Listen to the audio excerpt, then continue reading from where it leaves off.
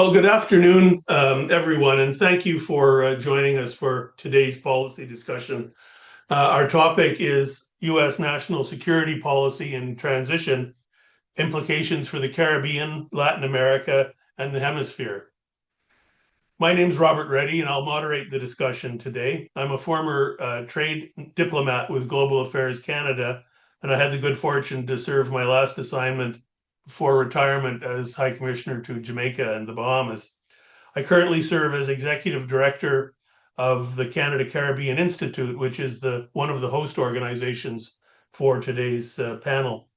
The CCI was founded in 2020 and represents a collaboration between post-secondary institutions in Canada and the Caribbean.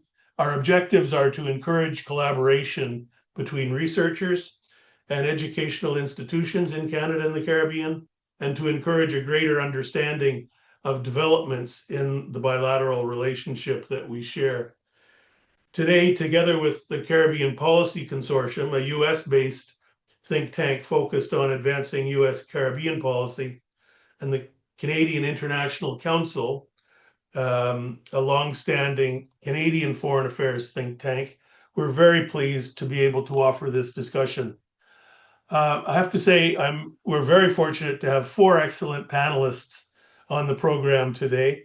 Professors Andy Knight, Laura MacDonald, and Ivla Lloyd-Griffith from the Academy, but also a former practitioner in the international relations field, former ambassador to the United Nations, Bob Rae. And together we'll help try to understand what is going on. I'll introduce our first panelist in a moment, and the others as their turn in the rotation comes up. But I just want to make a quick note about Bob Rae's participation. He was gracious enough to accept the invitation to be on this panel, but did tell me that he is giving a luncheon speech probably as we gather here right now. And so his participation will be near the end of the program. I'm hoping he can make it, and I know everyone else is as well. But I thank him for being available even when he's quite pressed. Just a couple of admin points. We'll have time at the end of the presentations for questions. Please submit them via the Q&A button on the Zoom platform, and I will try to pose them to the panelists as we go forward. Finally, the event is being recorded and will be available shortly following on the CCI YouTube channel, and I will email every registrant with the link and the coordinates to find that. So without further ado, let's jump in. We're meeting at a moment when Washington's strategic priorities can be said to be evolving rapidly. Most significantly, these changes are being underpinned by a new US national security strategy that seeks to justify across almost every policy domain an increasingly aggressive America first, transactional, and unpredictable relationship with other nations.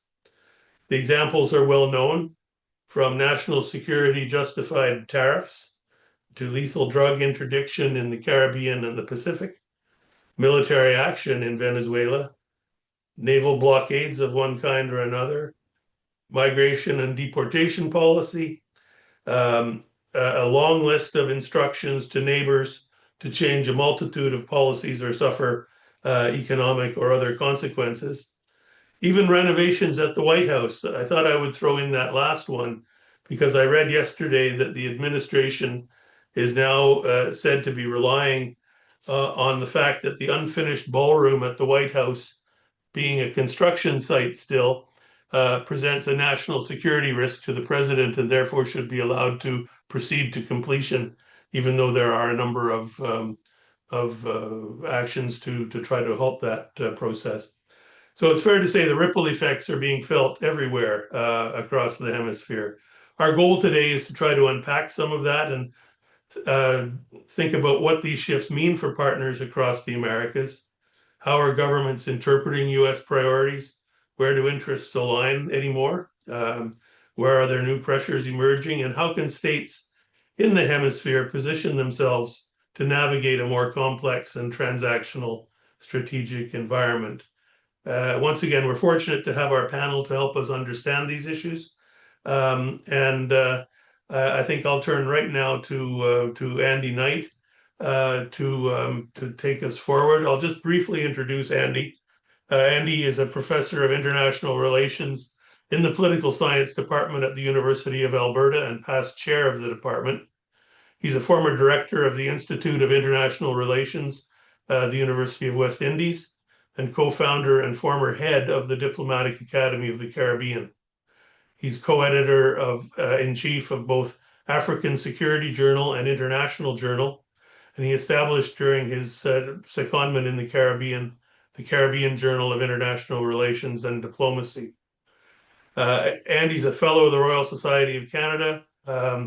He was named by Venture Magazine among Alberta's top 50 most influential people, and by Black Business and Professional Association of Canada as a Harry Jerome Trailblazer. He served as advisory board member on the World Economic Forum's Global Agenda Council on the Welfare of Children, and a number of other posts. I will not go through the entire bio of Andy or the other the other panelists. They're too rich and their experience is too broad. But I will say Andy has written several books on the United Nations, global politics, and the responsibility to protect. In March 2021, he was awarded the University of Alberta's highest honor, the University of Alberta's Distinguished Professor. And he was named in 2021-22 Fulbright Distinguished Chair in International and Area Studies at Yale. So the full bios are available on the Zoom site. So I would invite you to consult those at your leisure. But Andy, I would turn it over to you now to get us going, and I'll share your presentation. If you just bear with me, you can start, and I'll catch up with the presentation. Thank you very much, Robert. And it's nice to see Laura McDonald, who was one of my classmates at York University many years ago. And also wonderful to see Lloyd Griffith, a wonderful Caribbean scholar in security. And we've had great collaborations over many years. But I'm going to start today. First of all, I want to say that I'm no longer the editor of International Journal.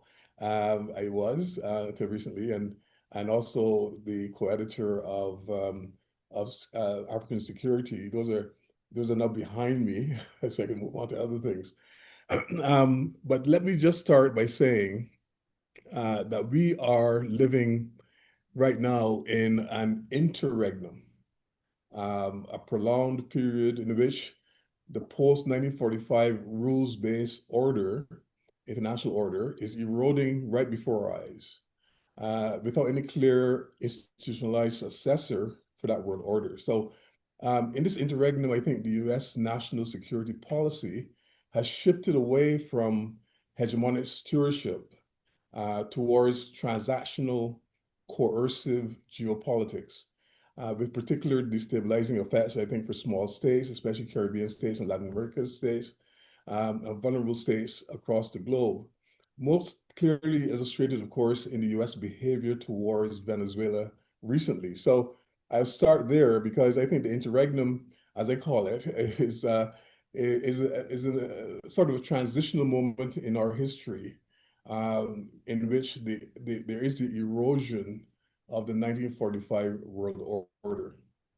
Now, the post-1945 world order rested on multilateral institutions like the United Nations system, the Organization of American States, the World Trade Organization, etc. It rested also on norms and ideas about sovereignty and non-intervention. There was a sense of predictability and constraints on great power behavior built into that notion of the post-1945 world order. And that order was imperfect and unequal, as our Prime Minister, Mark Carney, recently talked about in Davos, but it disciplined power to some extent. Though today, we see those constraints weakening. We see institutions being bypassed.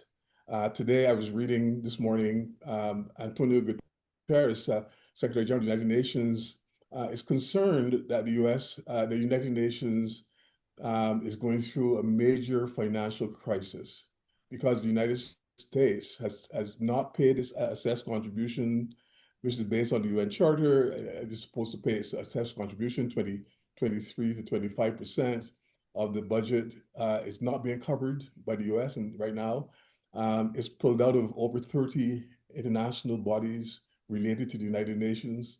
So institutions are being bypassed on purpose. Rules are applied selectively, and that includes the new rules about responsibility to protect, for example, but these rules are being applied selectively. Power is increasingly exercised through leverage, through sanctions, through pressure. And the United States is no longer acting primarily as a manager of world order. It created that world order in 1945, but increasingly is acting as a status anxious power, seeking short-term advantages through transactionalism and in a more contested system. So let's talk a little bit about the US national security policy, because I think it really says a lot about what's happening and the direction in which the United States is going. So the recent US policy reflects, to a large extent, a preference for bilateral deals over multilateral frameworks, sanctions and coercion over diplomacy, military signaling over institutional restraint. And this is not simply great power competition any longer. It represents, I think, and resembles an old style imperial behavior that goes beyond World War I. You have to go back into history to see that kind of old style imperial behavior justified through national security rhetoric. So rules are no longer treated as binding constraints, but rather as tools to be used or ignored depending on the circumstances. Venezuela is a case in point. The US policy towards Venezuela exemplifies this kind of shift, a regime change logic. Broad economic sanctions being applied with extraterritorial reach, extrajudicial killings in the Caribbean Sea and outside of Venezuelan waters, diplomatic isolation campaigns, open discussions about military options rather than going through the normal sort of collaborative or cooperative efforts to try to bring things under control. This is another example, I think, of the kind of bullying tactics being applied by the United States in a kind of mafia-style leadership of the global community. Regardless of one's assessment of Maduro and his government, the method matters, I think. And why this matters for the Caribbean in particular, I know that I've probably talking a lot more about this, is that Caribbean states are not neutral bystanders any longer. They're pressured to recognize alternative authorities. They're expected to support sanctioned regimes. They're subjected to implicit threats of diplomatic or economic consequences. And this creates what they call structural coercion, not voluntary alignment with the big power in the region.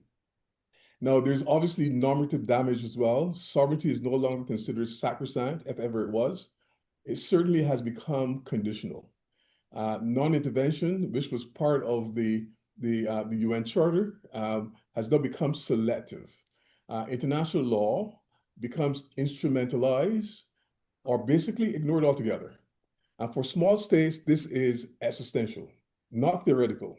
The Caribbean states are very small and impoverished in some cases, but the Caribbean faces a triple squeeze.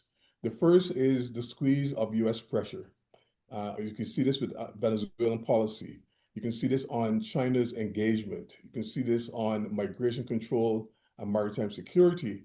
Secondly, China's expanding presence in the region. And I witnessed this myself when I was the director of the Institute of International Relations in Trinidad. Xi Jinping's first visit outside of China was to Trinidad and Tobago. And there I saw firsthand the attempts to bring the Belt and Road Initiative essentially to the Caribbean. So there's infrastructural finance by China.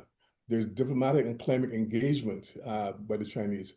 There's digital and logistical investments applied in the Caribbean. So there is obviously a competition there in the US's backyard by China. And the other triple squeeze is the institutional erosion that is occurring. We see this in the decline in authority of the Organization of American States, the World Trade Organization, the UN system. And thinking about the UN system today, Guterres, of course, talked about the financial problems that the US faces, that the United Nations face today, because the US has refused to pay its assessed contributions to the United Nations. He's also, dismissed 30-something bodies within the subsidiary bodies within the United Nations. So there is a sense of Trump wanting to replace the United Nations Security Council, for example, by his so-called peace board. And there are fewer possibilities, of course, for small states to amplify their voice within these international bodies that are eroding in terms of international institutional support. So maybe small states can amplify their voice in places like SIDS and AOSIS and so on, but in the main structure, institutional structures of the United Nations system and the World Trade Organization and so on, there's much more difficulty in doing that. So fragmentation has resulted within the Caribbean. There's divergent national strategies, and I'm sure that Ivlo will talk more about this, and the increased vulnerability that results from a divide and rule geopolitics. So one of the possibilities of addressing this issue has been addressed by Jorge Heine, who was the Chilean ambassador to China. And he's written a book talking about active non-alignment. Now, we're not talking about the non-alignment strategy of the 1970s and 80s, okay? We're talking about a new idea that he's put on the table. So what is active non-alignment? First of all, what is not? It's not a Cold War style neutrality. That's what we witnessed during the bipolar system of the Cold War. It's not a moral equivalence between great powers. It's not a withdrawal from global engagement. Instead, I think the active non-alignment idea is a pragmatic, interest-based engagement with multiple powers. It's kind of like strategic hedging rather than, block discipline in particular. Issue-specific cooperation without permanent alignment. So I think this is one of the strategies that small states are trying to adopt right now. Great power rivalry, I think, imposes high costs on any attempt at forced alignment. Rules no longer reliably protect weak states, like Caribbean states. Flexibility then becomes a survival strategy in the interregnum. So Caribbean states, I think, are using diplomatic, are trying to create diplomatic breathing room with this notion of active non-alignment. They're trying to create space to diversify partnerships. They're trying to resist the coercive alignment pressures coming from, particularly from the United States. But the active non-alignment is visible only if regional, viable only if regional solidarity and institutions are preserved, right? We need to go back to that rules-based order again. Otherwise, risk devolve the Caribbean states into fragmentation as a result. Now, in terms of broader hemispheric implications of all this, across the hemisphere, migration has become a geopolitical tool. Trade is now being weaponized. We see the president of the United States using tariffs as a weapon in some ways to bring people under subjectivity. Climate finance is politicized. Security cooperation become conditional. And this order is without rules is not really chaos as much as a re-hierarchization of the globe. Small and middle powers bear the greatest costs in this scenario. So the concluding message would be that the danger for Caribbean states is not choosing the wrong side, whether it be US or China, in this rivalry between the two big powers. The real danger is the erosion of the rules that once made choosing unnecessary. So in the interregnum, we are witnessing a systemic shift, not episodic. Power speaks much louder than principle. Institutions matter more, but are weaker as a result of US pressures. And active non-alignment then becomes a rational but fragile strategic method for the Caribbean countries to maintain themselves. But the decline of predictability, the decline of the rules-based order, the rise of transnational geopolitics, this is the deepest structural shift that is occurring right now. It forces small states to build strategic flexibility, to codify doctrines like the active non-alignment, and to knit together alternative regional instruments for collective agency. I think I'll end it there. Maybe only to say that for small states, I think survival has never depended on power, but on predictability. So the tragedy of the current moment is that predictability is precisely what is disappearing at the moment. But on the plus side, the Trump administration has forced small states and middle powers like Canada to aim at becoming less dependent on the United States, on a declining US hegemon, and to consider utilizing their agency to construct a different kind of world order for the future. So thank you very much for having me. Thank you very much for that presentation. I already have a couple of questions of my own, but I won't get into them right now. We'll save that for a little later. Um, we're going to turn now to Professor Laura MacDonald, and I'll just briefly introduce Laura before she starts her presentation. Laura is a professor in the Department of Political Science and Institute of Political Economy at Carleton University. She has published numerous articles in journals and edited collections on such issues as the role of non-governmental organizations in development, global civil society, citizenship struggles in Latin America, Canadian development assistance, and the political impact of the North American Free Trade Agreement. She as well has been involved in a large number of books, which I will not enumerate. You can refer to those at your leisure. Her recent work looks at Canada's role in Latin America, policies to reduce crime and violence in Mexico City, and transnational activism around human rights in North America. She is a regular media commentator on issues related to Latin America and North American political economy, and is a member of the MacLeod Group, a group of academics and development professionals working to advance Canadian policy and action in international cooperation and foreign affairs.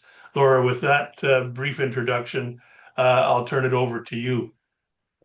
Thanks, Rob. I really want to thank the organizers of this fascinating event, and especially Rob for his excellent organizing skills.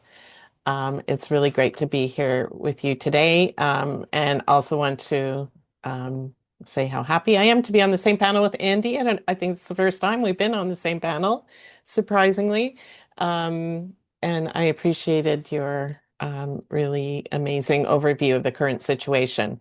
So I'm going to focus more on primarily on Mexico, but and Latin America, as well as talk a bit more about the economic challenges that are facing the region. But I also did want to start with the U.S. national security strategy, which I guess it shouldn't have come to a surprise, as a surprise to us who study U.S.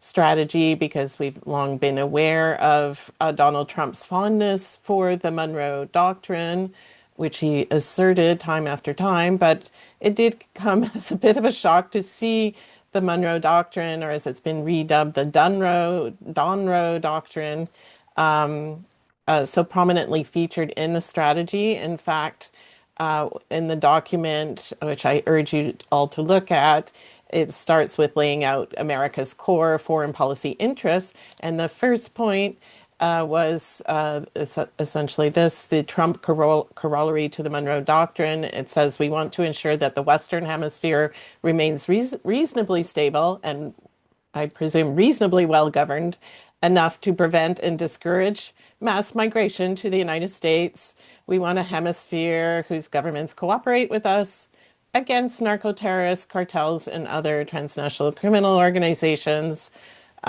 free of hostile foreign incursion or ownership of key assets. And that supports critical supply chains, etc. They lay out a doctrine they call flexible realism, which basically says they're not going to promote democracy in other parts of the world. And the strategy also asserts, when it comes to the Western Hemisphere, a readjustment of our global military presence to address urgent threats to our hemisphere away from theaters whose relative import to American national security has declined in recent years, lays out the role of the Coast Guard and the Navy, targeted deployments to secure the border and defeat cartels, including the use of lethal force. So it's all pretty explicit in here. In the past, you might have thought U.S. national security documents might have just been kind of a piece of paper, not all that important. But this strategy, which laid out very clearly Donald Trump's neo-imperialist worldview, and I would add the ideological anti-communist commitments of Marco Rubio, who has long sought regime change in countries like Venezuela and Cuba. So once this was stated in the document, it was very shortly followed by the beginning of targeted attacks on boats coming out of Venezuela, and then the shocking targeted military action on January 3rd to abduct former President Nicolas Maduro and his wife, Celia Flores, whose name often gets forgotten in this story. And the fact that the action resulted in at least 80 deaths, including many Cubans. And the action was a clear violation of international law. So involved in this campaign were some 15,000 troops, and it cost more than $600 million. And the result was not I would disagree just slightly with Andy here. It wasn't really regime change. The same regime remains in power with only the head of state change. So it's more like a coup, putting into place someone who is a product of the Maduro regime, and brought up within the Chavista project, but perhaps more willing in the circumstances to collaborate with the United States. So the new president, Delcy Rodriguez, along with her brother, who's head of the National Assembly, has implemented, as a result of her coming to power, a dramatic change to Venezuela's oil law in line with U.S. interests. And essentially, the new law gives up control over Venezuelan oil resources, reducing royalties and regulation. It also eliminates, according to Antulio Rosales at York University, who is really the expert in Canada on Venezuela, it eliminates the possibility of democratic oversight over the development and the profits of the oil industry, and gives the executive under U.S., what he calls tutelage, complete control over these resources. The proceeds will be deposited in a Qatar account, and the U.S. will be able to approve how those resources are used, and we'll see if there's some kind of agreement about sharing resources between Venezuela and the United States. At the time, this whole episode was justified based on the idea that Venezuela had somehow stolen that is U.S. oil, a startling and historically inaccurate depiction of what happened there. So all of these events and the security doctrine have extremely concerning implications for sovereignty of other states of the Americas, including Canada. and seems to mark a return to, as Andy was saying, sort of old style 19th century gunboat diplomacy. In my classes on Latin American politics, I often show a political cartoon from the early 20th century of Teddy Roosevelt walking across the Caribbean Ocean, carrying a big stick, and looming over the states of the Caribbean and Central America, and Venezuela as well. So we seem to have returned to that era, except now we have a leader who not only holds a big stick, but is not even speaking with a quiet voice, as Teddy Roosevelt claimed to be doing, but is shouting in our ears constantly about U.S. interests and power. So this incursion was then followed by threats against Greenland, which, unlike the action in Venezuela, led to a strong reaction by Canada and European states to defy Trump's aggressive and expansionist logic in this case. But there's little sign that the US administration is interested in walking back its objectives of control over the Western Hemisphere. Cuba appears to be next in the crosshairs, although we'll see. But I won't talk about that now. Maybe we could come back to it. But I just wanted to talk about the implications for Mexico, which is also obviously extremely important partner, ally, party in this story, given Trump's objectives of eliminating migration and sending migrants back, controlling U.S. borders, combating the cartels, not to mention significant U.S. interests in the supply chains that straddle the U.S.-Mexico border. In this context, Republican hawks are sharpening their knives, itching to go after Mexico. For example, Josh Trevino, the senior director of the America First Policy Institute, which I didn't even know exists, but you can look it up. He's in charge of Western Hemisphere initiatives. And in response to the Mexico government's condemnation of the U.S. actions in Venezuela, he published an op-ed in the Wall Street Journal titled "Mexico is Acting Like an Adversary to the U.S." and said that Mexico's position reveals a fundamental truth about Morena, the current government in Mexico.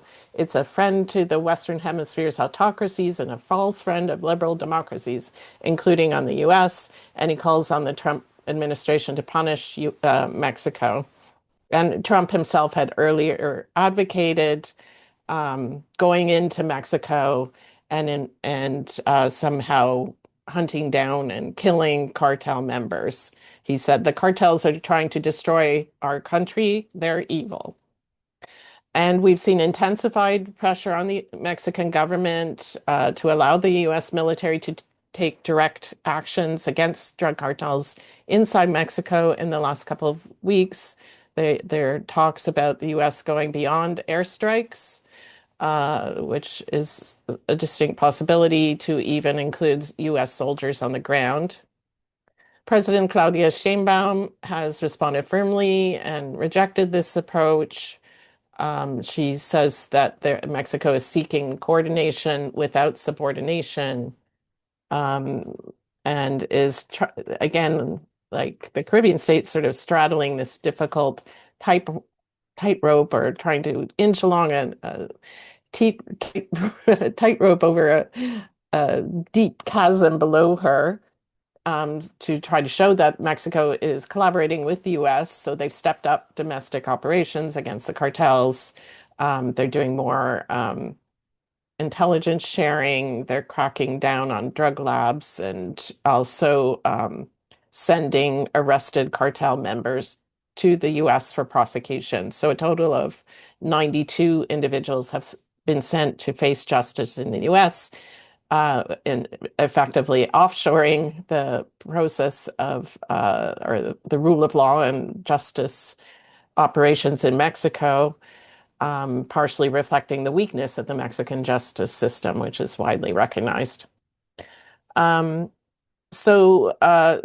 this unpredictability on the part of Trump means military action is not off the table, even though Mexico is doing its best to show that they are trying to collaborate in efforts to shut down or at least limit the the influence of the cartels. And at the same time, Mexico, like Canada, is also facing a great deal of uncertainty related to our economic futures with the upcoming review or renegotiation of the CUSMA, Canada, US, Mexico agreement, which is supposed to be completed by July 1st. In general, people have been really impressed by Sheinbaum's ability to appear calm, controlled, and to establish some kind of rapport with Trump. And Mexico has got off somewhat lightly compared to Canada from trade retaliation by the US. And in some ways, Mexico is less vulnerable than Canada because the US will continue to need low-wage workers in order to be able to compete with producers elsewhere and to keep the cost of production somewhat accessible to US consumers. Sheinbaum is also in the lucky position of enjoying extremely high levels of domestic popularity, somewhere in the level of 70%. Any Canadian leader would be thrilled to have this, and it may be going up in the current context of external threats and aggression.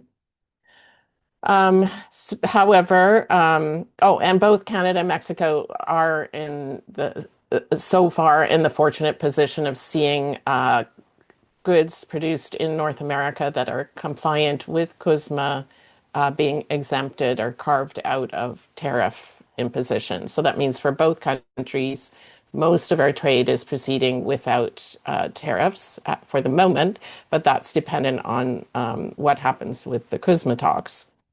So the USTR has identified some key elements of Mexican policy as a concern, drugs, and not necessarily economic ones, drugs, migration come up, energy, intellectual property in food production, especially corn. Rules of origin in the auto sector will continue to be a point of difference that will be coming up that affect both Canada and Mexico. Mexico has caved to many pressures coming from the US, especially related to migration and border control. It also appears to have agreed not to export oil to the beleaguered Cuban economy. It's agreed to raise tariffs against China. And it's important to keep in mind that Mexico, unlike many Caribbean and other Latin American states, sees China as more of a competitor to its own production than a complementary economy. So it's perhaps not surprising that they're willing to cooperate with the US to some extent on the Chinese sector or Chinese issues.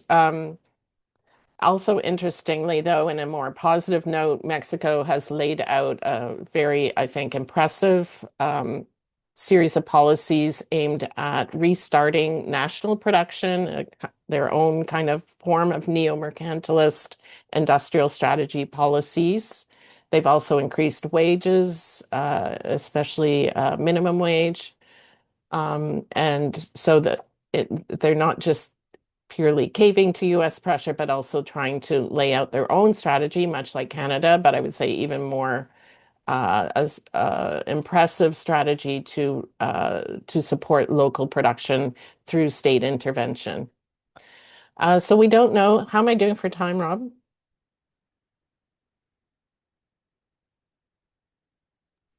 You're okay. You've got a few more minutes left.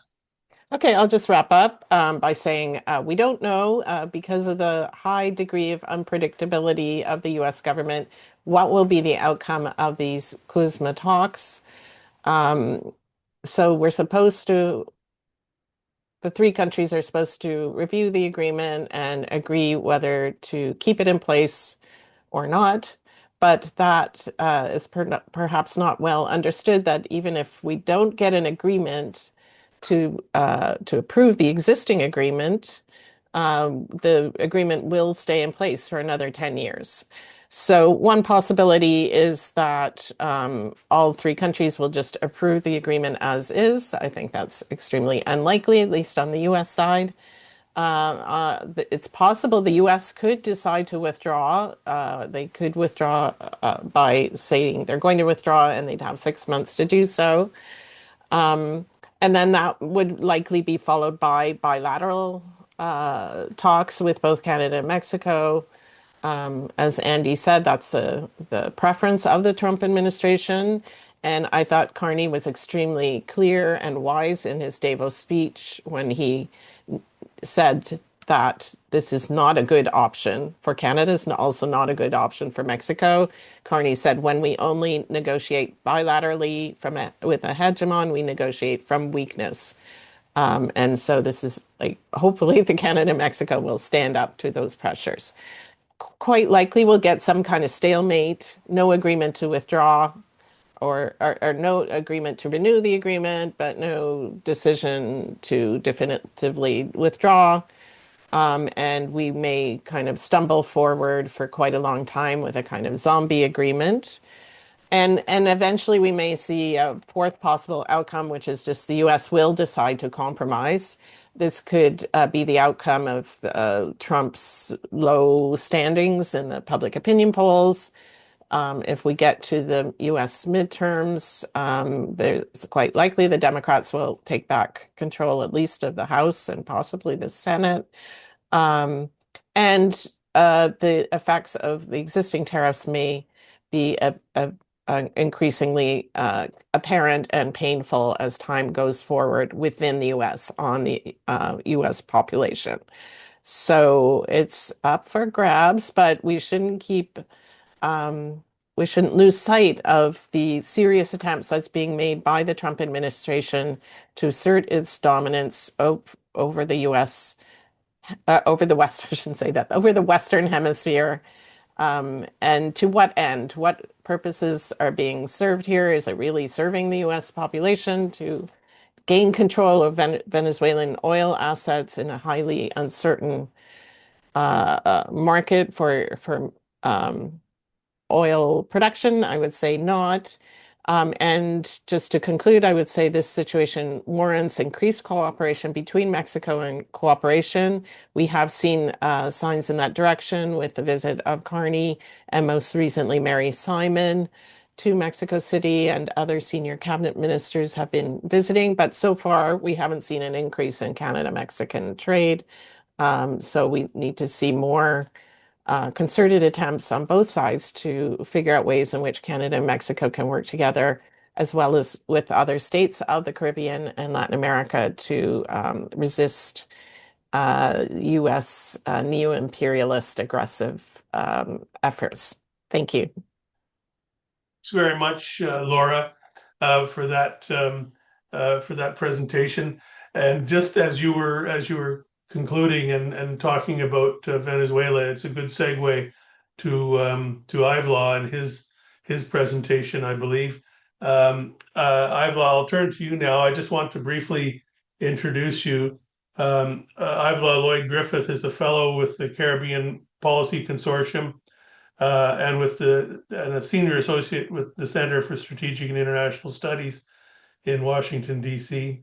He, too, of course, has published numerous scholarly articles and a number of books, his most recent being Oil and Climate Change in Guyana's Wet Neighborhood, which is a look at some of the very recent changes going on in Guyana.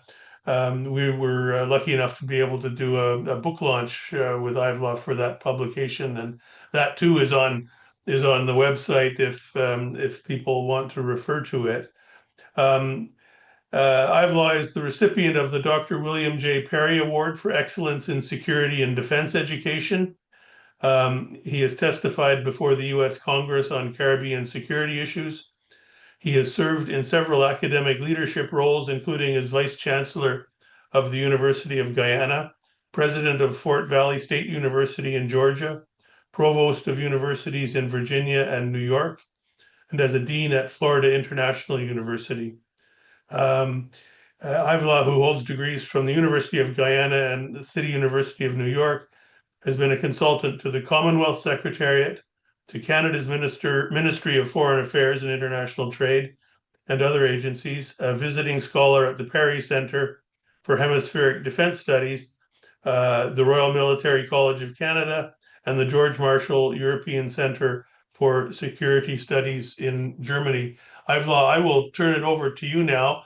You have a presentation. I will turn the slides, but give me some sort of a signal when you want me to flip through them, okay? Your mic, you're still muted, Ivla.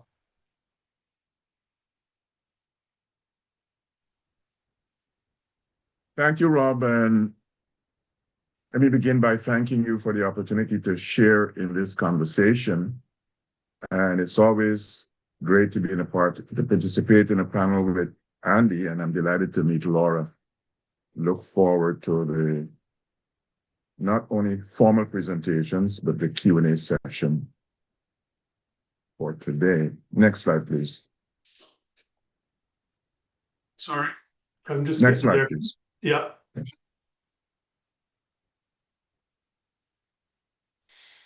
Let's go to the next one. I want to build my comments around, if you can go back to the previous one, Rob. I want to build my comments around two propositions, one from a philosopher and one from a practitioner. The philosopher is a guy who I first met in high school almost 6 decades ago, and I met him not as a philosopher, I met him first as a mathematician, a guy called Bertrand Russell. And Russell, and I've used Russell's proposition for several decades now, talked about the importance of hanging question marks. And I want to hang a couple of question marks around the conversation today. But fast forward to the practitioner also has had several interesting propositions. And that practitioner to whom I refer is a guy called Donald Rumsfeld. Rumsfeld has the distinction of having served on 2 different occasions under different presidents as defense secretary. And he once made an interesting proposition, hilarious in many respects, about there being known knowns and known unknowns. So I want to hang, if you go to the next slide, my intent here, Rob, with the next slide, is to hang a couple of question marks. Let's go back to that previous one. I want to hang one question mark on what are some known knowns about the U.S. engagement in Venezuela. And then I'd like to spend a few minutes talking about what are some known unknown implications of that saga for the Caribbean. In some respects, moving from the macro to the micro in parameters, in geographic parameters terms. So let's go to the first slide. Let's go to the next slide. I think the place to begin, and this was mentioned by Laura, the place to begin is looking at that November 2025 document. I have it in like this, called the National Security Strategy of the United States. And that strategy lays out, for example, some interesting realities, some known knowns, some of which are new.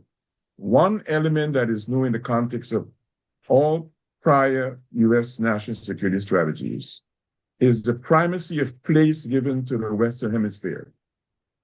Generally, they usually begin with talking about Europe. But now, United States has said, we are placing front and center emphasis on the Western Hemisphere. And in the context of that hemisphere, we want to invoke this 1823 doctrine, and we're going to bring it up to date with a corollary, which we're going to call the Trump corollary, given the appellation of the new doctrine being the Monroe Doctrine. The question becomes, with the next slide, the question becomes, what are some important elements of that Monroe Doctrine? Rob, in the book to which you referred, the book on Guyana, I spent 2 chapters looking at the Venezuela challenge. And I take the opportunity there to establish the link between the Essequibo claim and the Monroe Doctrine. And I spent some time explaining that there are 4 fundamental elements to the Monroe Doctrine.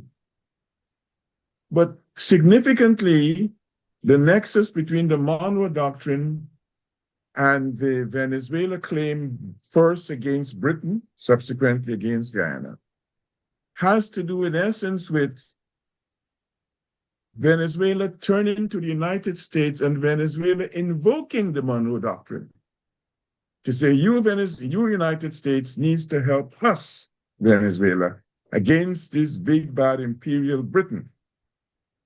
And if you ask the question for the arbitration panel that settled this dispute over the territory now called the Essequibo territory, if you ask the question, who are the panelists for Venezuela in that arbitration, you will not find a single Venezuelan name. Venezuela was so comfortable with the United States and the Monroe Doctrine, it said to the United States, you choose our panelists. And in the book I have, and you see to the right side of this slide, the names of the various members of the arbitration panel. One Russian guy was the chairman, 2 British jurists, and 2 American jurists representing Venezuela.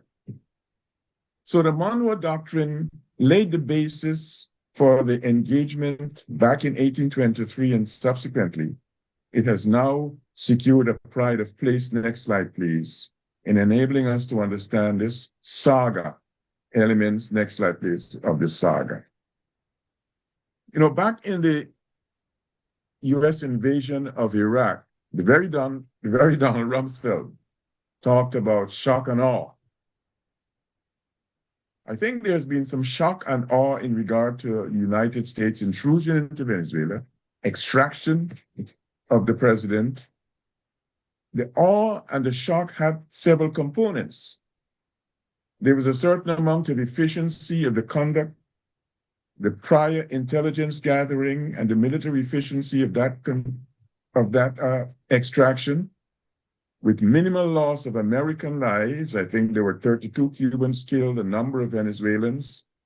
But it was an exquisite military operation. Shock and awe was there. Many reports have revealed, and this is one portrait of some of the elements of that exercise, Operation Absolute Resolve. But I want to suggest that when we go to the next slide, we have an appreciation that the shock and awe has had other elements.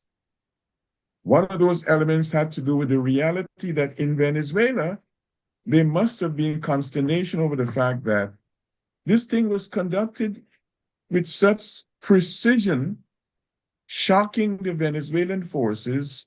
And so you've seen reports are candid about the extent to which the acting president has taken action against the general in charge of the domestic military arrangement. Shock and awe has also had some internal dynamics other than the Operation Absolute. But there is shock and awe in regard to other elements involved in the Venezuelan military sector.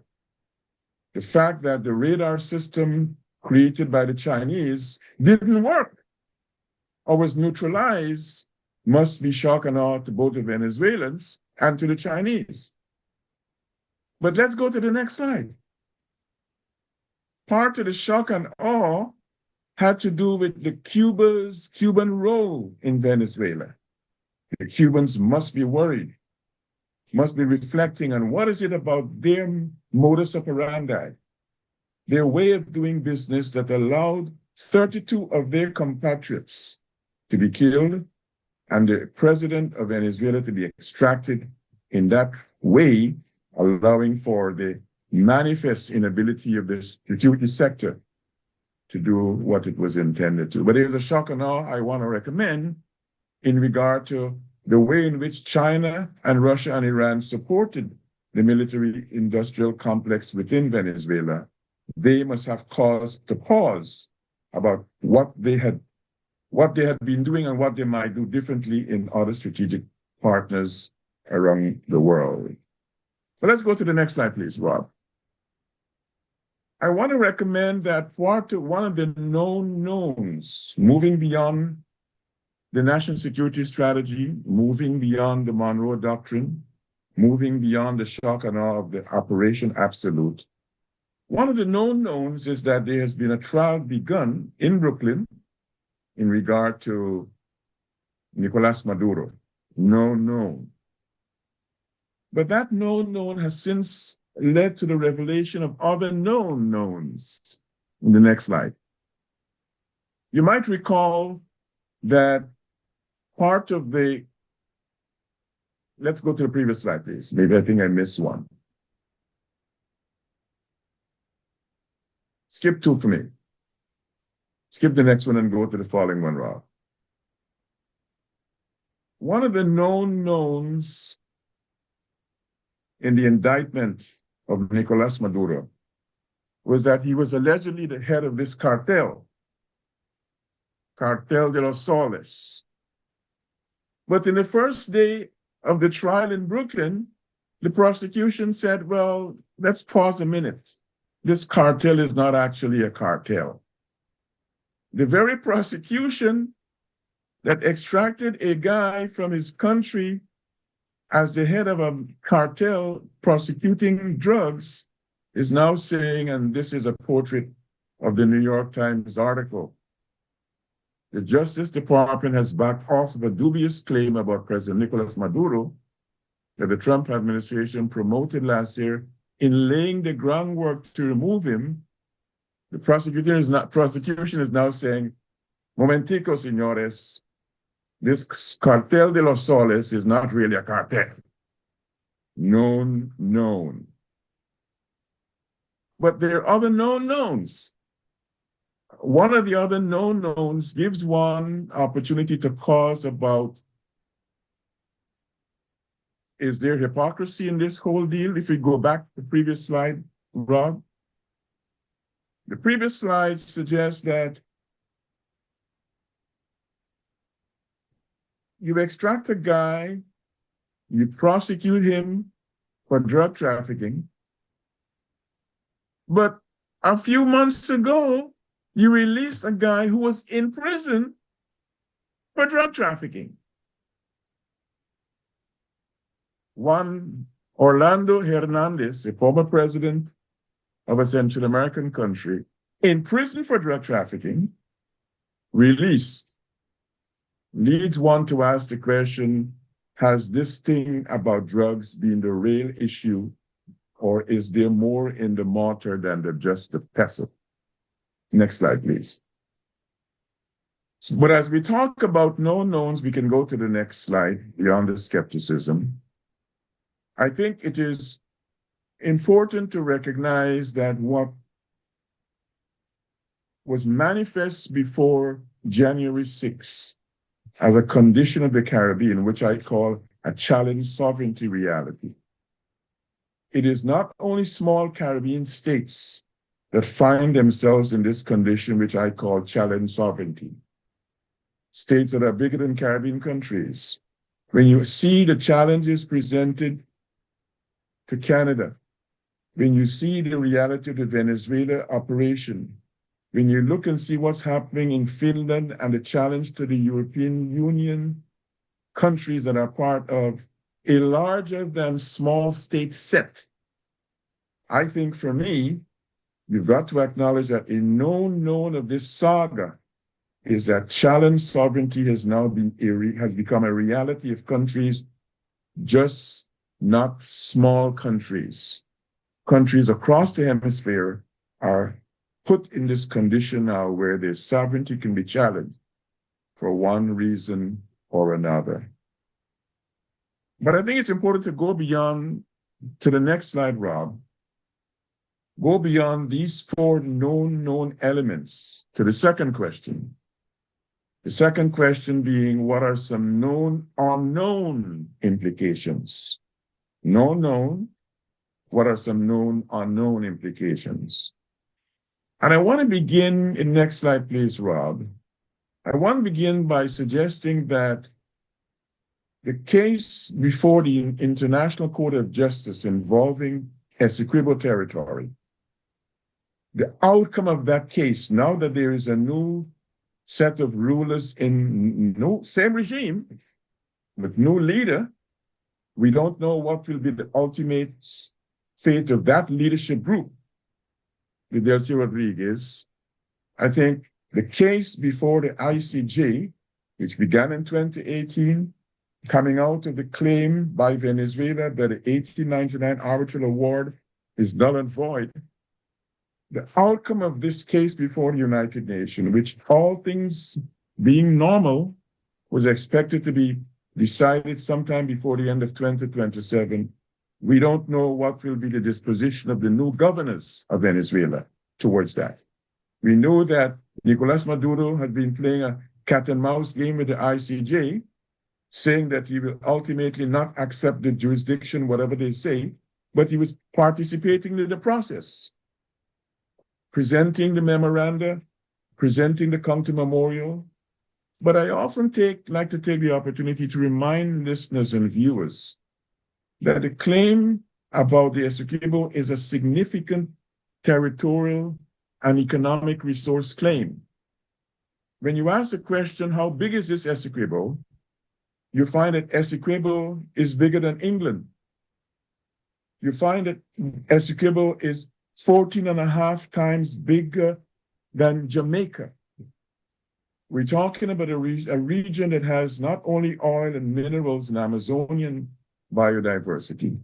We're talking about a significant number of the native peoples of Guyana, almost 400,000 Guyanese living in that Essequibo territory. So for me, an important known unknown has to do with this Essequibo territory claim before the International Court of Justice, a territory that is 74% of Guyana's, a territory that includes 6 of Guyana's 10 regions in one way or the other. How Delcy Rodriguez and the new governors will approach this claim, for me, is one of the known unknowns. Next slide, please. Well, I think a second known unknown relates to Trinidad. We know that going back several years, Trinidad and Venezuela had struck this fantastic project called the Dragon Gas Field Deal. 4.2 trillion cubic feet of natural gas to be piped from Venezuela into Trinidad and Tobago for domestic use and for export. Issues involving US sanctions to Venezuela affected the progress of that deal. And then October, as there was a rattling up of the tensions between Venezuela and Trinidad and Tobago, Maduro suspended the deal. One wonders now what will be the new approach to the deal. Will the deal be resurrected now that there are new governors in Venezuela with new directors from Washington? What will be the disposition of the new governors? Will the Dragon Gas deal find opportunity to move forward? It's a significant deal for Venezuela, a significant deal for Trinidad and Tobago. And the next slide shows what are some of the not too sure, as I call it, the to be or not to be. You know that there's a relatively new government in Trinidad and Tobago as of last April, but Prime Minister of Trinidad and Tobago is finding the utility of putting things back in order. And so we're hoping, there is hope that something positive will come out of this Dragon Gas deal. It is one of the, for me, known unknowns of the saga. But are there more known unknowns? Yes, there are. Next slide, please, Rob. Laura mentioned Cuba. I think Andy may have mentioned Cuba. A lot of chatter about the extent to which the opportunity has long been there, not only to go after Nicolas Maduro, but to go after Cuba and to go after Venezuela and to go after Nicaragua. And so there's a certain trepidation in many parts of the region of the Caribbean, not only about Cuba being in the crosshairs, but about what the implication of Cuba being in the crosshairs would be for the Anglophone Caribbean. A very sobering announcement by the Prime Minister of St. Lucia recently, 2 days ago, that St. Lucia is now being made to succumb to the pressures not to have anything to do with Cuba in regard to the medical training or medical support. And so the domino effects of Cuba being the next in the saga with Venezuela and the United States, those implications ripple through the Caribbean, not only in the Anglophone Caribbean, but other parts of the hemisphere. They also have relied upon Cuba in a variety of respects. And the threat goes to the next slide. You'll see the threat extends to other nations other than Caribbean nations, countries that had to do anything with Cuba. Trump threatens tariffs on any country selling oil to Cuba, placing Mexico in a certain, am I going to be affected significantly or just in a small way? Known unknowns whether Cuba will be directly affected. And the last few weeks, we've seen a lot of back and forth about a willingness to have an accommodation with the Cuban regime, with one or two conditions being set. Known unknown what the implications for Cuba and for the rest of the Caribbean will be. Next slide, please. But I think it's important to recognize that the geopolitical and what I call the petropower implications extend beyond Cuba and Venezuela and Mexico. They have to do with broader than that geographic mix. When you look at what have been the participants in the Venezuelan oil industry in recent time. Last September, for example, a massive platform sailed from China into Lake Maracaibo. What will be the dynamics of the new engagement with the Chinese investment in Venezuela? But I wanted to remind viewers and listeners that the Chinese aspect of the drama extends to Guyana also, and that's a known unknown. You know, Rob, when we often hear about the Guyana oil industry, we hear about ExxonMobil. We might hear that ExxonMobil is in a partnership, in a consortium. You might hear that a significant part of that consortium used to be Hess. It is now Chevron, a $53 billion US purchase last year.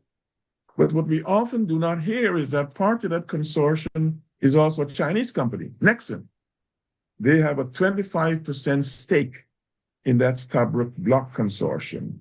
So known unknown is what will be the implications for Guyana of this new attitude regarding the Monroe Doctrine, the Donwood Doctrine, keeping China out from all significant investments and opportunities to leverage power.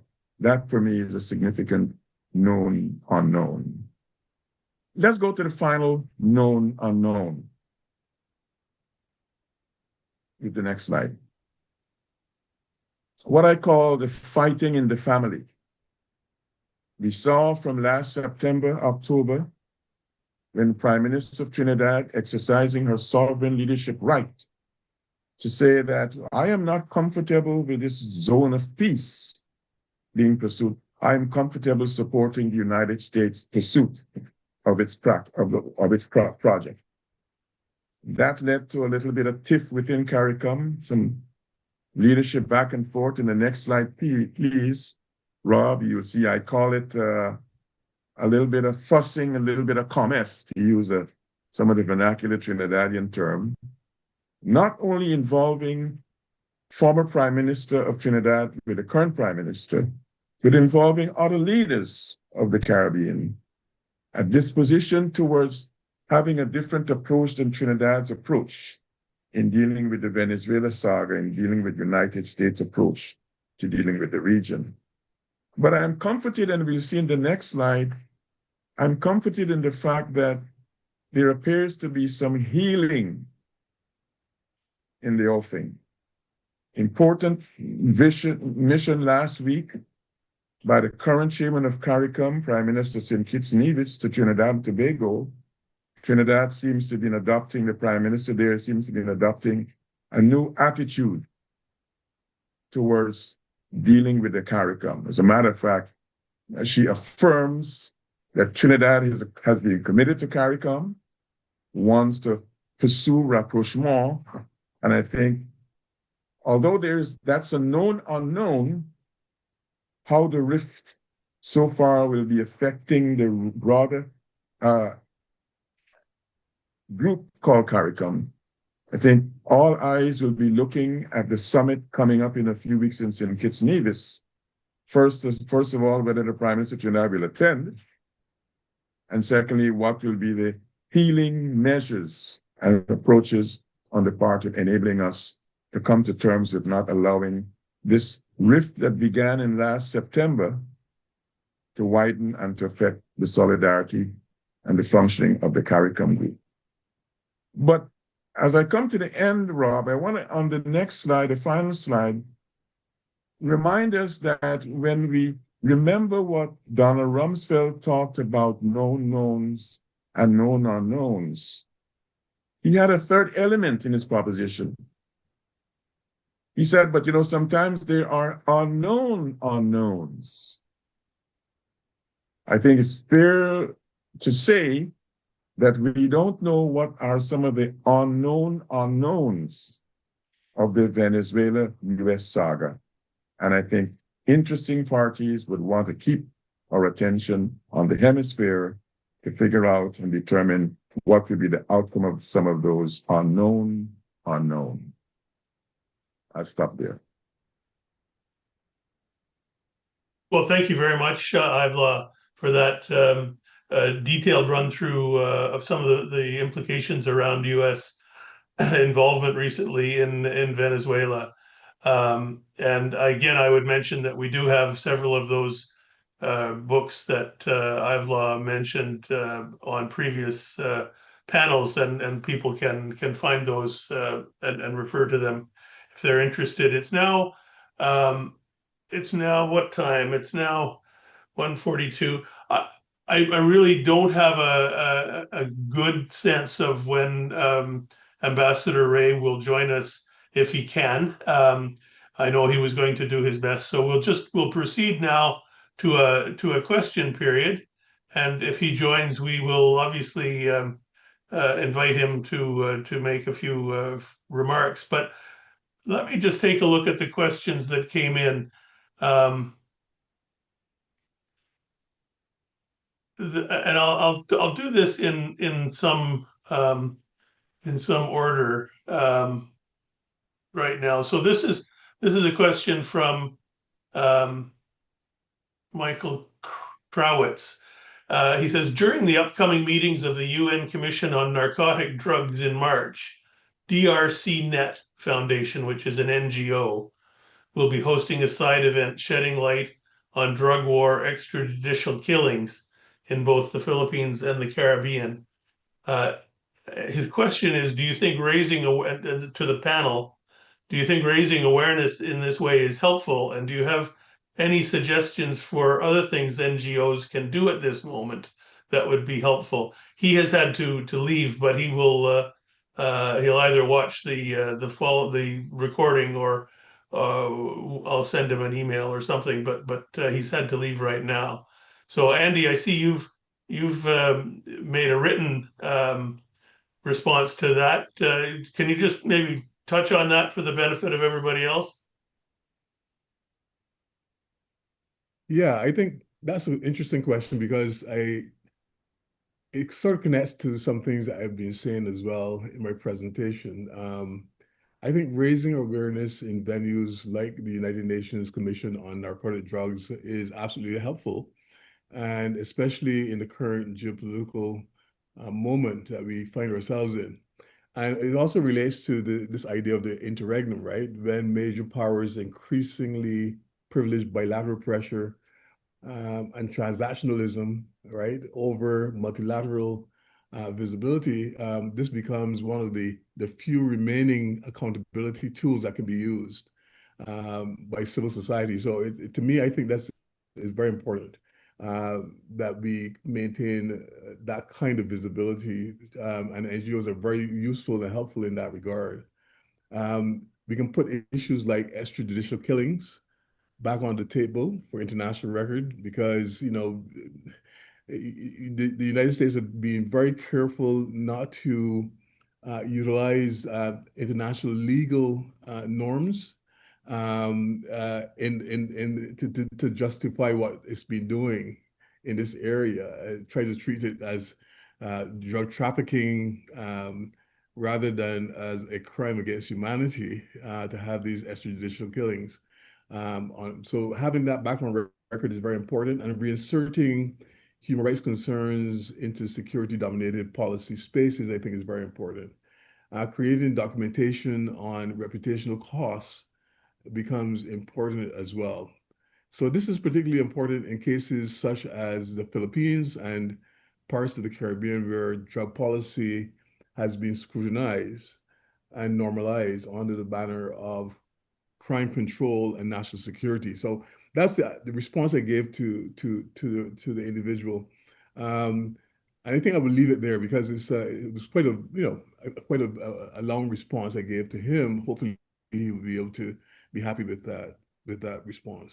Thanks very much, Andy. Another question that has come in, and it gives me an opportunity to sort of add in one of the questions that I had, which relates to, what is the possible utility now of organizations like the United Nations and the OAS, given this very transactional and singular U.S.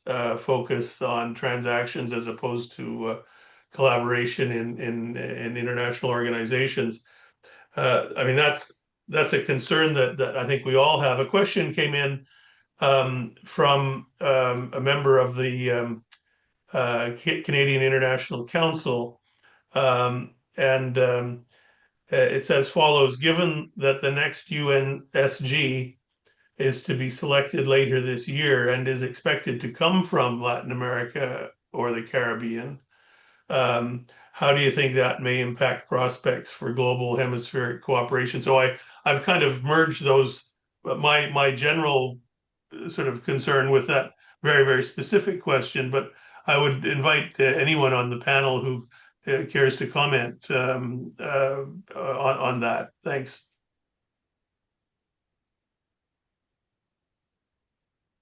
Let me offer one thought, if you could allow me, Rob. Please. I think it's fair to say that irrespective of whether you're living in the great United States or in any other nation around the world, there is something to be said for avoiding what Thomas Hobbes called living in a life that is nasty, brutish, and short. And I would argue that at an international global commons level, multilateral organizations like the United Nations and the OAS are important mediators to prevent us from living lives that are nasty, brutish, and short. And yes, the withdrawal of the United States from those organizations announced early last month, the withholding of funding will impact the efficiency, the utility of the United Nations, will impact the utility and the functionality of the OAS. But I don't think this is a moment for the global commons to give up on the United Nations, to give up on the OAS, to give up on other multinational, multilateral organizations. It's an opportunity, and I think it is a signal moment. What we saw at Davos from the Prime Minister of Canada, it's a signal moment for other players, middle powers being among them, to step up and say, this too shall not pass. We will play a role in enabling us from living lives that are nasty, brutish, and short. And so I expect that there will be continued stress and strain on the United Nations, continued stress and strain on the OAS and other multilaterals. But I also expect that there are opportunities for individuals. We saw what Robert Gates has been doing. I shared with a group of colleagues recently a listing of the top 10 funders of the World Health Organization. Bill Gates is in that list. There are other individual philanthropists around the world who can find this as an opportunity for them to come forward. I expect that there'll be lots of games as we move towards getting the election of the next Secretary General. I'm hoping that one person from our region, a country that Andy is quite familiar with, will be on that list. But this is not a chance for us to step back and embrace a life that is nasty, brutish, and short. Also on that question, if I have others, if you'll.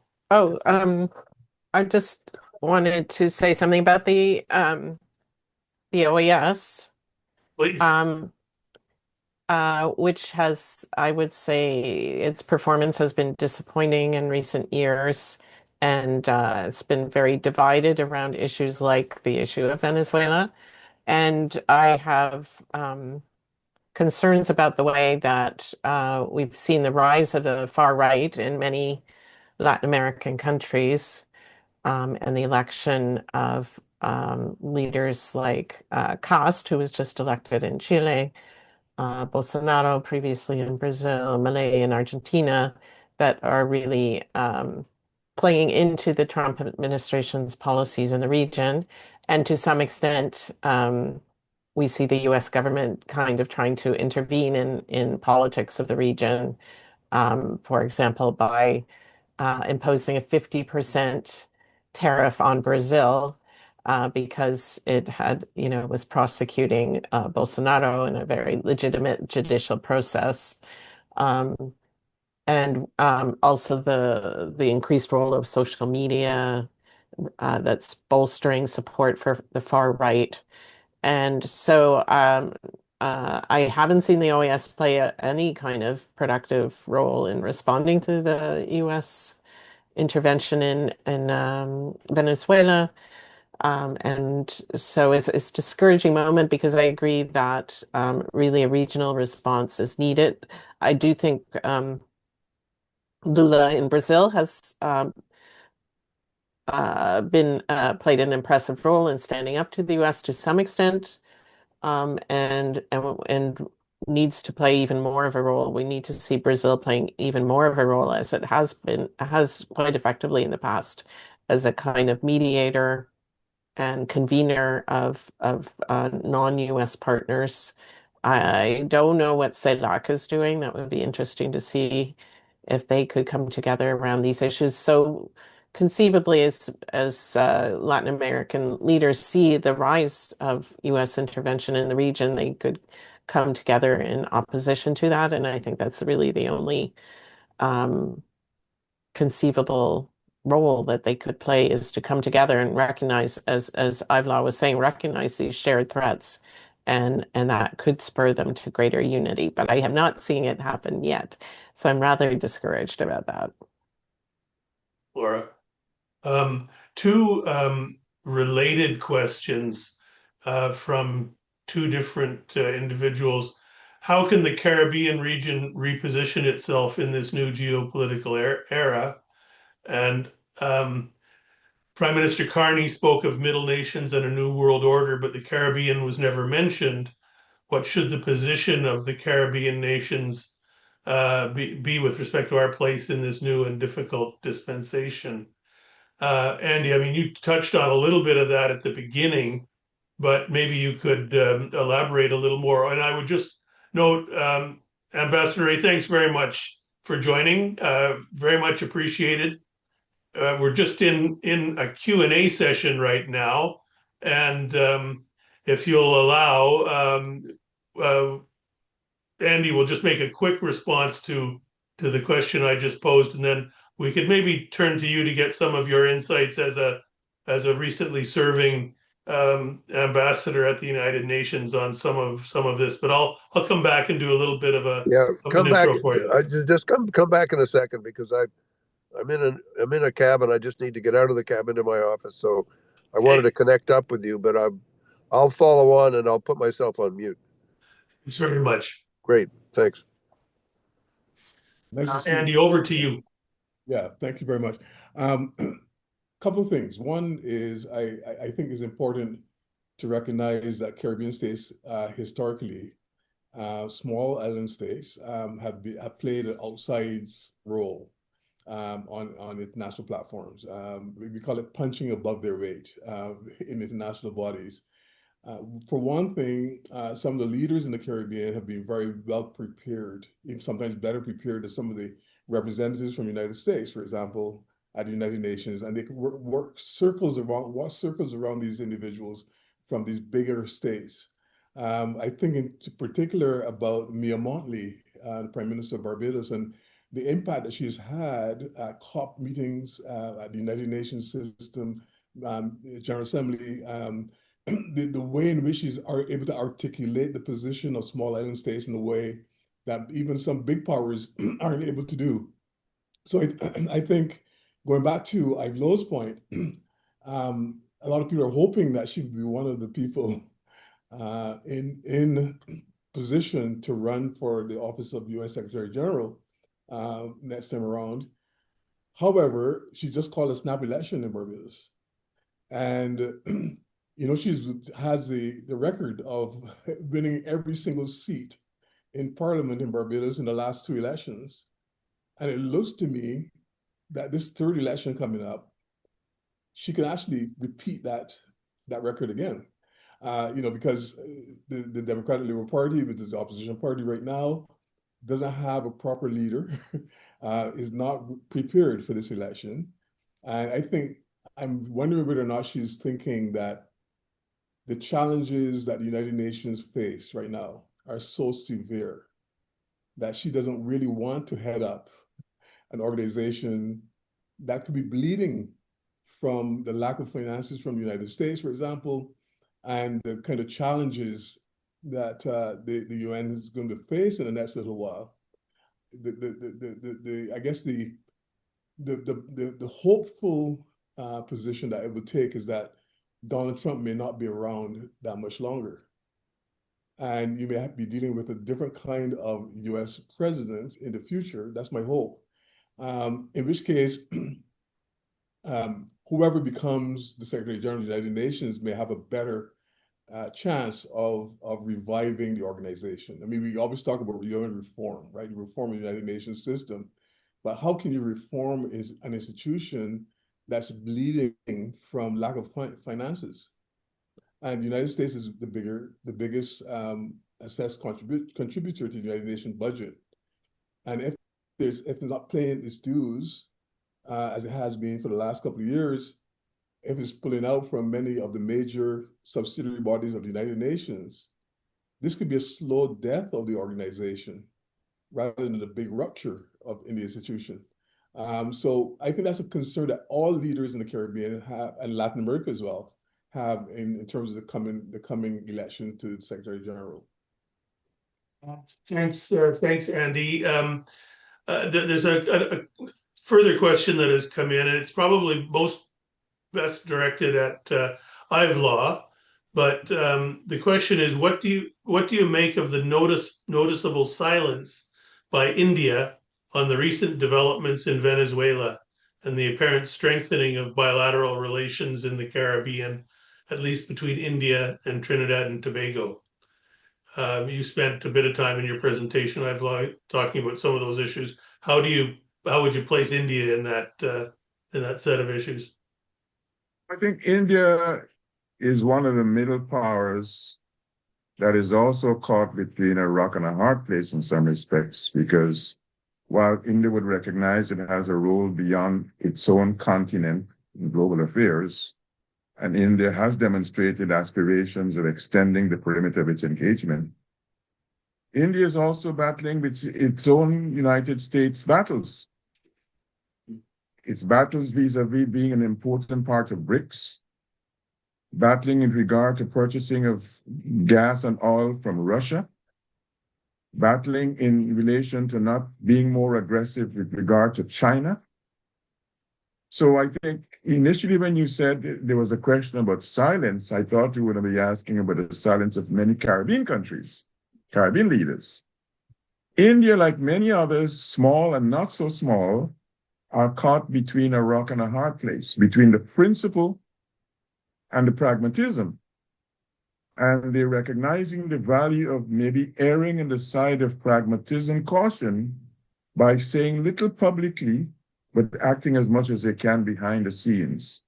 I think we've got to sympathize with the leaders of countries like Canada, like India, like Australia, and we see what the reality of the European states has been.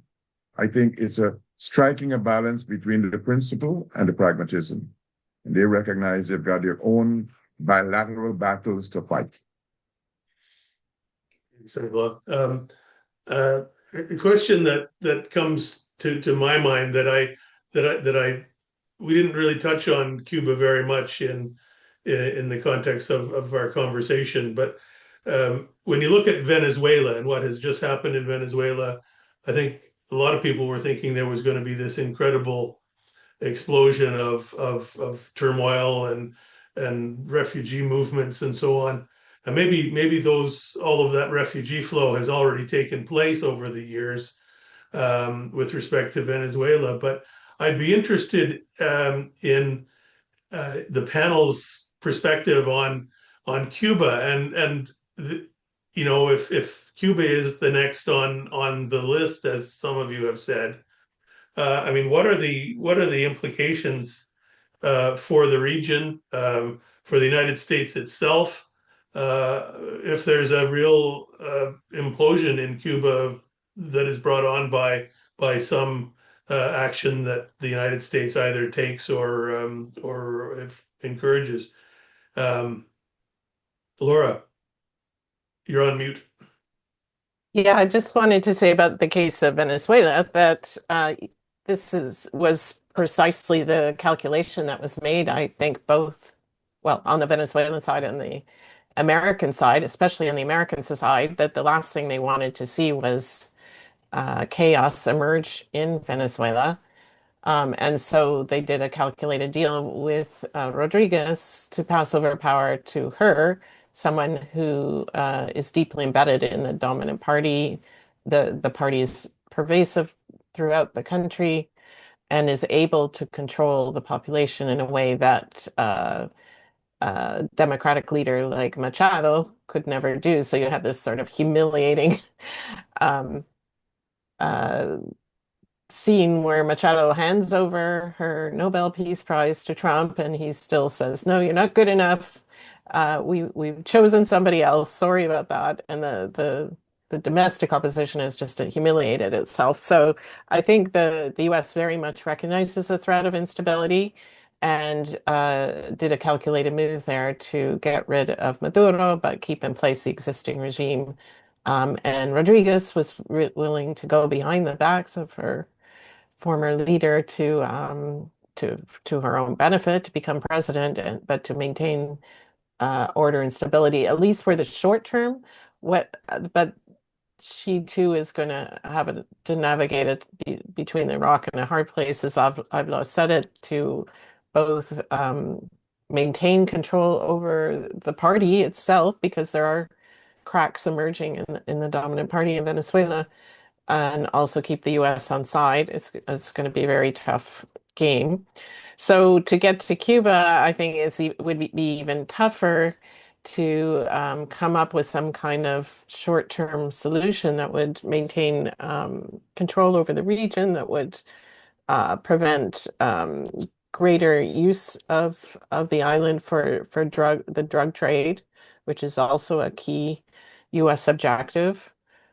Cuba has at least been able to maintain a high degree of peace and tranquility and sort of keep under control drug-related interests. So I think the U.S. will be very cautious about that. It's not clear who else they might hand power to that might do a better job. So even though, as I said earlier, it's been a dear wish on the part of Rubio to get rid of the Communist Party of Cuba, it's not so clear to me that's really going to happen. I think they're doing a good job of eroding the credibility of the government by exerting these economic sanctions. And things are getting really miserable in Cuba as a result. The tourism is way down because people are worried about what's going to happen. But I hesitate to predict anything in the current context, but I'm hopeful that we won't see an actual military incursion in that case, just because the U.S. has to be very concerned about what might happen in the context of Cuba, which is a popular government still in many ways, even though I'm sure there's rumblings of discontent. There's no obvious opposition that could take power. And so anyways, I'd be interested in seeing what others have to say about the case of Cuba. Well, I don't anticipate any military assault on the Cuban territory.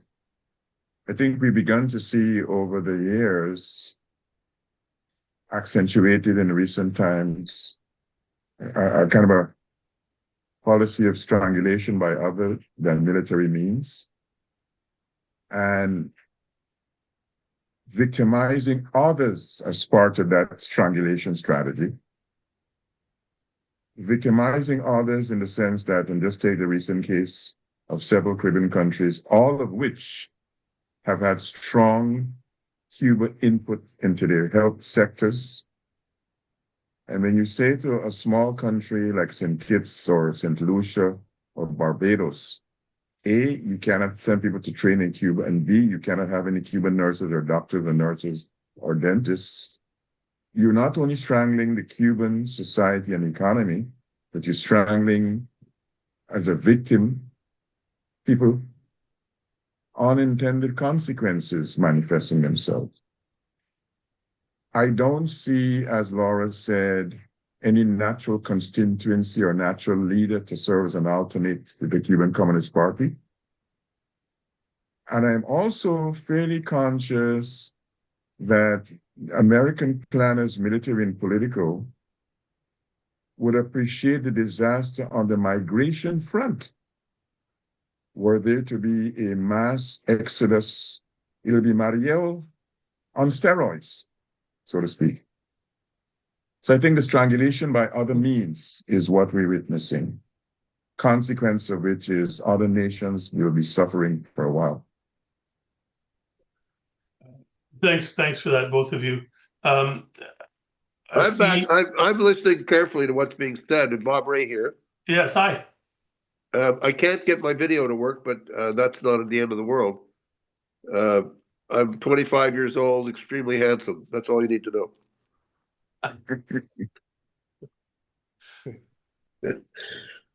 If I could just comment, a couple of things I wanted to say, and I'm really sorry to have missed a part of the conversation, a good part of the conversation, but I wanted to stress a couple of things. One is, I think that the unity of the Caribbean is right now firmly on the agenda. It has to be. Increasing the level of coordination, increasing the level of committed joint action, trying to find as much strength in that coordination as possible, I think is going to be essential faced with this revival of activism on the part of the United States. And the second thing I wanted to say, just in response to the question about Cuba, is I agree very much with the last speaker. I believe that the Americans will continue to be extremely aggressive with respect to the economic issues. I think the Venezuela situation becomes complex because it's not entirely clear. I don't believe it's stable. And I think that Cuba and where do the exports go, where does the oil go, et cetera, will be key issues for the Americans. And as you know, the Venezuela has been a very substantial source of support for Cuba, and vice versa. I don't think the Americans want to do a boots-on incursion anywhere if they can avoid it. And I think they're doing everything they can to weaken the capacity of the Cuban government. And they're hoping that some sort of internal reaction will start because of the declining economy and declining social conditions. And that will make life more difficult for the region, which is why I think a regional voice is so important. And I know the history of any attempts to kind of unify, and I know how difficult that is.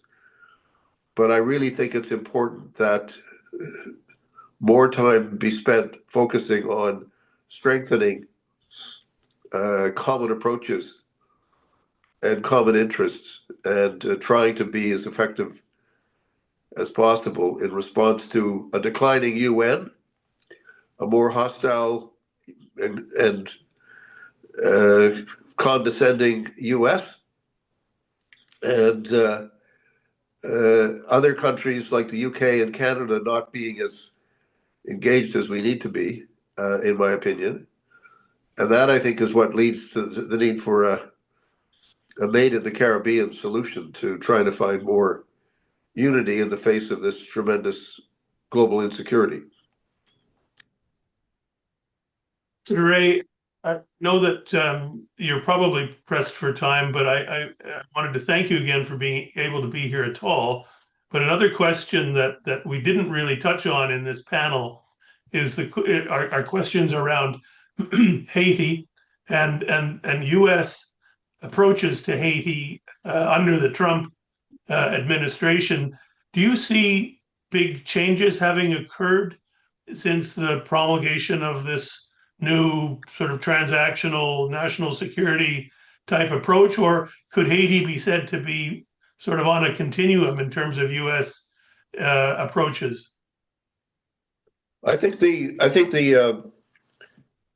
approach that the Trump administration eventually decided on, after much internal debate, I was advised by senior American officials who we'd worked with before, that their observation was that the administration was divided between those people who wanted to just literally wipe their hands of Haiti, do nothing, and just make sure that nobody left the island as much as humanly possible, and those who said, look, that's impossible. If we really want to deal with the problem of migration, we're going to have to improve conditions inside Haiti, and we're going to have to deal with the gangs. And I think that Secretary Rubio was very much part of the second group. And my impression is that Secretary Rubio and Ambassador Waltz are very committed to the approach that's been set out in the Security Council resolution that allows for the creation of a force which is being created, and for the financing of that force, and for what other steps need to be taken to ensure that things are working. It's a very big ticket. It's a very big hill to climb.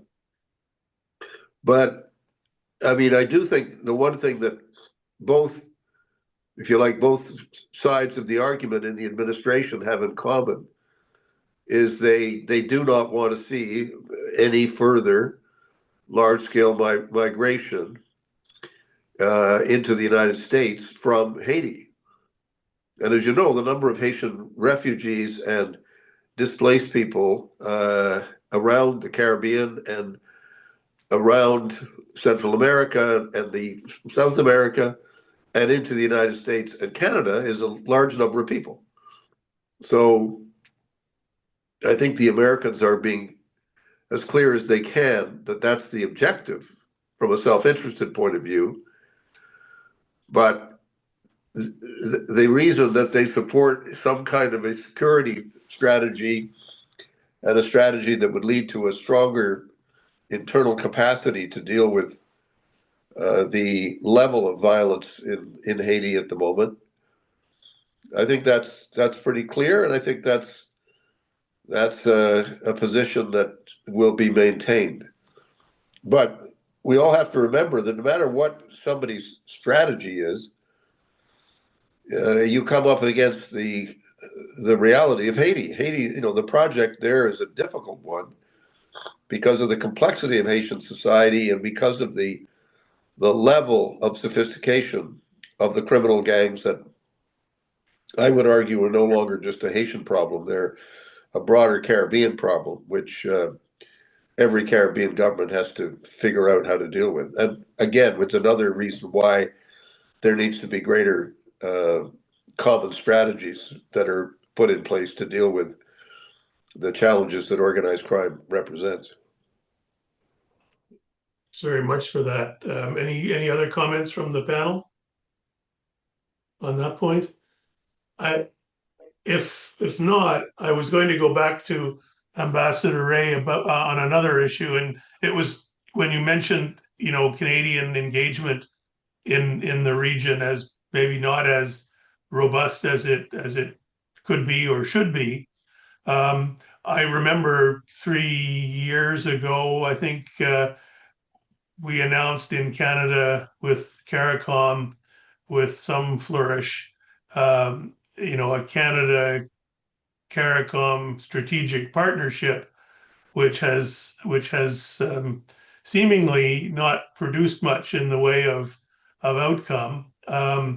And Canada, of course, under Prime Minister Carney, has been organizing strategic partnerships with India and with other, let me say, larger partners, perhaps. And I know that I don't want to put you in a difficult spot, but I know you're also frank now that you're not in government service. The Canada CARICOM strategy, does that have any legs anymore? I think so. It's a challenge to sort of tell you as much as I know. The Deputy Minister, David Morrison, is very committed to it. He sees the logic and he sees the importance of it. I am very committed. I am deeply committed to it. And I think it has to be followed up with accountability on all sides as to what we're trying to do and how we're trying to get there. I think there's greater openness to the need for a clear regional strategy for the Caribbean. We run up against some what I would call kind of almost like philosophical issues, where there are some people on the aid side who say, well, not all the countries in the Caribbean, they're not all the same, and some are not as badly off as others, and we have to be careful about our rules on things being, CETA approved, as it were, from the development assistance point of view. I take a completely different view. My view is that the Caribbean is a broad national interest of Canada's for a whole variety of reasons, and I think it's in our interests on a number of fronts for us to be much more engaged with a successful regional strategy.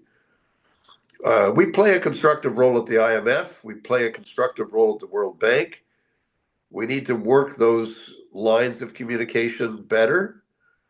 I think interpersonally, the Prime Minister was determined to meet with me and Motley in New York at the General Assembly, and it was a very successful meeting.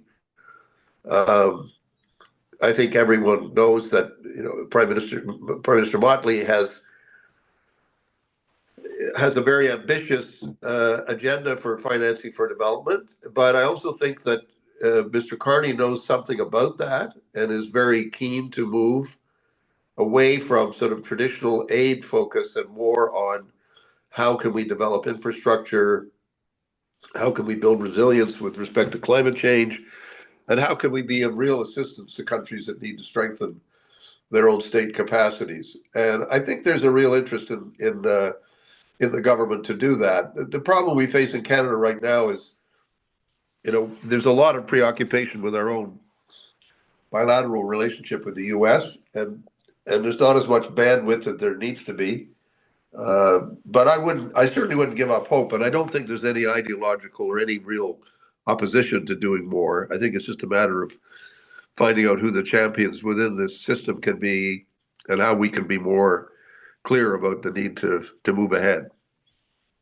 And by the way, just speaking purely parenthetically to that, I mean, I'm happy to be with whatever help I can be in responding to that. That's good to know. Appreciate it. Any views on any of those general points from the rest of the panel? The one thing I would say, I agree with everything Bob Ray just said. But the one thing I would say is that our biggest challenge, people from the Caribbean, the leaders from the Caribbean, would be to try to get back to predictable multilateralism.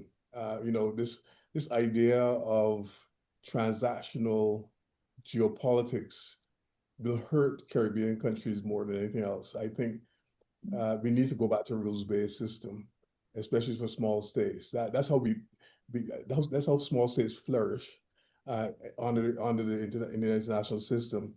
I think the biggest challenge for small island states, particularly those that want to sort of play a role with Canada in terms of the vision that the Prime Minister has laid out in Davos, the biggest challenge is getting some concrete things happening Yeah. in partnership between Canada and the Caribbean. I don't think we've seen that.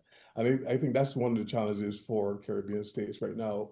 There was a lot of pressure, for example, to be able to get Caribbean countries to agree on supporting Canada's efforts to become a member of the Security Council, for example. And some overtures were made to the Caribbean countries, but it wasn't seen as being enough to be able to corral the leadership in the Caribbean on Canada's side. I think there's a lost opportunity for Canada. So I'm happy to hear what Bob Ray had to say, and I hope that he plays a significant role in reviving that notion of Caribbean-Canada relations, because it's in our backyard too. We need to be able to, and I mean, our value systems are very similar in a lot of ways. We also believe, Canada believes in a rules-based system, and the Caribbean leaders believe in a rules-based system as well. So I mean, we have a lot in common, and I think we should exploit that commonality as Caribbean states look for ways of what they call active non-alignment, not being aligned to the big powers, but rather support middle powers like Canada in its pursuit of a better global system. I think one of the things that you've said that's really important is we've got to move beyond words to deeds, and we got to think of what are the regional projects where Canada can play a constructive role, and let's try to figure out what they are and how Canada can do more. And there, I think, is something where I keep coming. Maybe I'm harping on this too much, but I keep coming back. If there can be stronger sort of regional coordination of the requests that come forward, then it becomes more possible for Canada to respond in that constructive way. And I think that's going to be critically important in the time ahead.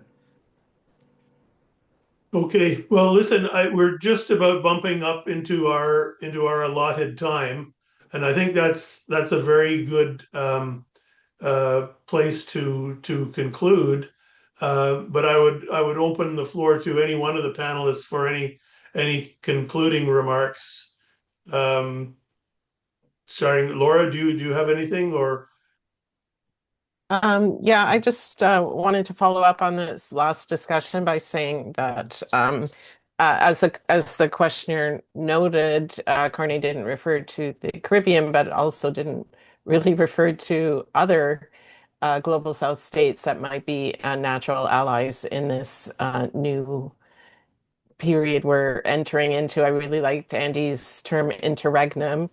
The old is dying, but we don't know what's coming forward. But in this context, I think we need to look beyond Canada's instinctive tendency to just look to Europe as the main allies that we can rely on, which is a rather, obviously Eurocentric approach, and think more deeply about who are our natural allies in developing countries or middle-income countries, and especially within our own hemisphere. Our hemisphere has been somewhat neglected by the Canadian government.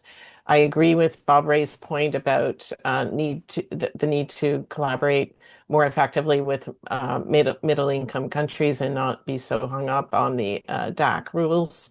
And especially, again, I would point to Mexico as a key actor that we need to be working with. We need to take them seriously. They do have some really innovative policies, for example, around combating trafficking of weapons as well as drugs and approaches to issues of migration. We need to turn to Mexico for some leadership here.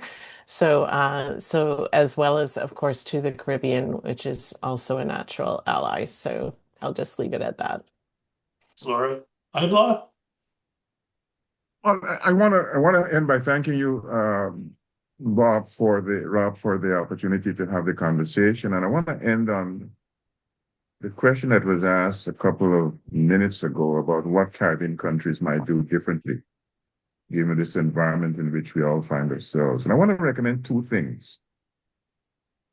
I think there's an opportunity for Caribbean countries to look at I'm talking about CARICOM, to look at its architecture and ask the question, what might we do to improve the operational and financial efficiency?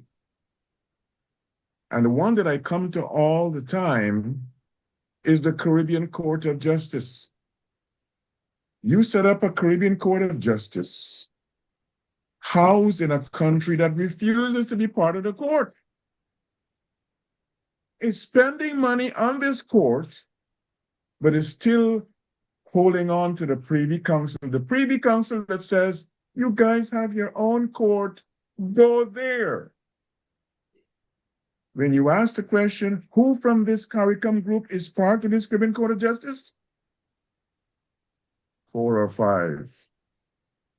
So I think much has to be said by, you've got to take your own self seriously enough to ask the critical questions about what might you do differently and better. Here's my second and final point.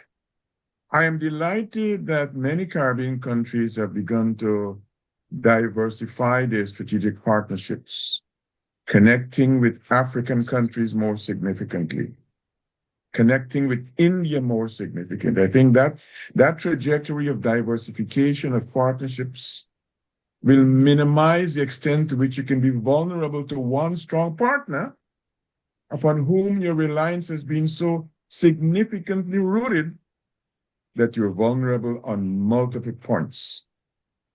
More with Africa, more with India, more with Brazil.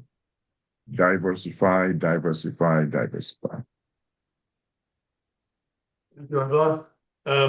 Andy, you had almost a concluding remark earlier, but I'll give you one last chance. Well, I'm going to use this opportunity to speak to something that one of my professors used to talk about, and I think Laura will know who this person is as well.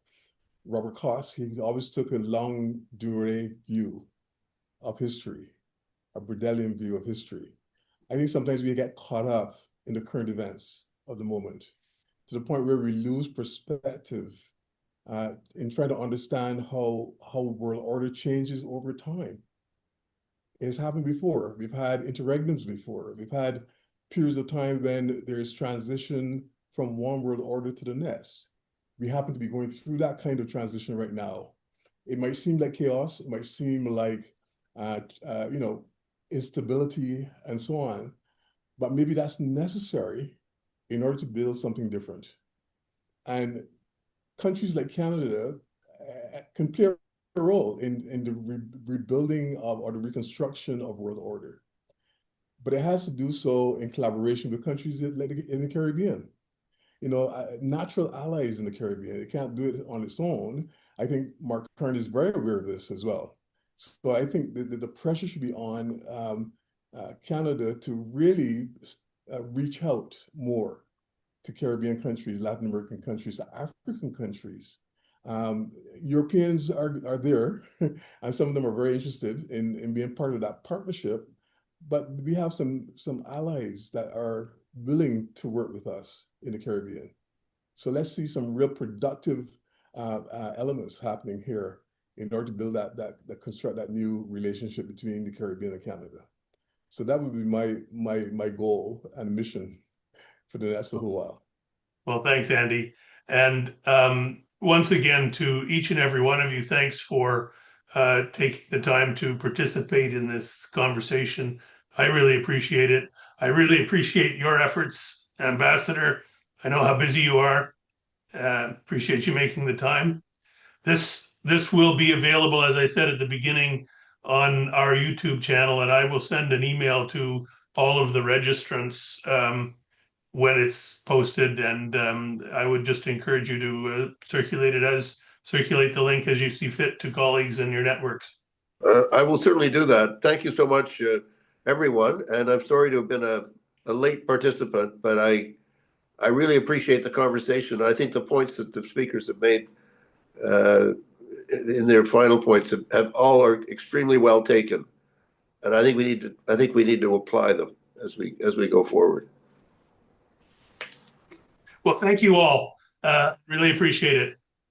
So Thanks so Thank you. much. I'll Great to close see this you off all. now. Bye-bye. Have Have a Thank you. wonderful rest of the day and rest of the week, everyone. Bye-bye. Thank you. Bye-bye. Bye. Best.